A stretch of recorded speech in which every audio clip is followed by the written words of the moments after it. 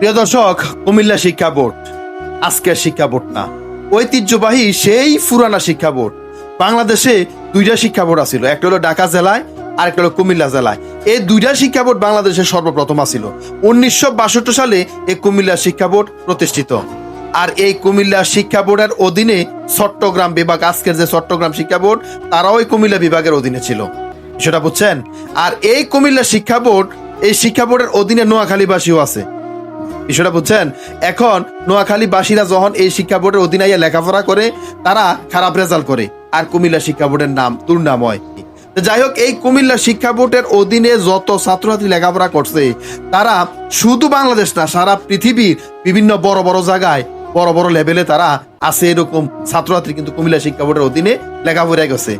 এখন নোয়াখালীর যারা শিল্পপতি আছে, লেখাপড়া করে আছে, বড় লোক আছে, তারাও এই কুমিল্লা শিক্ষা বোর্ড থেকে পাশ করে গেছে।